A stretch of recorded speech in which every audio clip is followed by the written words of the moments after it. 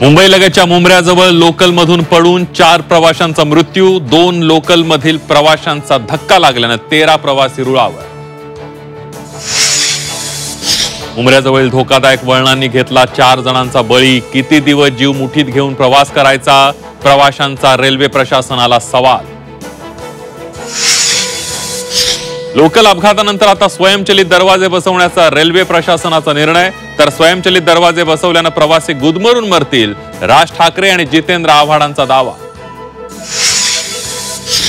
देशाचे रेल मंत्री नव्हे तर रील मंत्री, मुंब्रा अपघातानंतर आदित्य ठाकरेंसह विरोधकांचं सरकारवर शरसंधान, तर बाहेरून येणाऱ्या लोंढ्यांमुळेच अपघात, राज ठाकरेंचा घणाघात।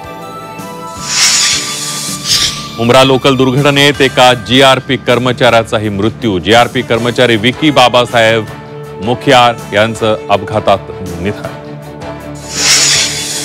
मुंब्रा रेल्वे दुर्घटनेत 28 वर्षीय राहुल गुप्ताचा दुर्दैवी मृत्यू, आई वडील, 2 लहान बहिणी आणि एका लहान भावाचा एकमेव कमावता आधार हरपला। मुंब्रा दुर्घटनेत ठाण्यातील आयटी इंजिनियर मयूर शाह यांचा मृत्यू, नवीन घर खरेदीसाठी डोंबिवलीला मालकाशी बोलणी करायला गेले असता परतीच्या प्रवासात ठरला अखेरचा प्रवास।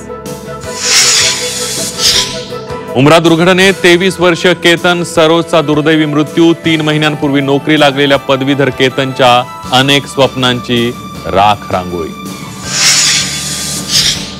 मध्य रेल्वेची 6वी मार्गिका पूर्ण क्षमतेनं का सुरू नाही, मुंब्रा अपघातानंतर प्रवाशांचा सवाल।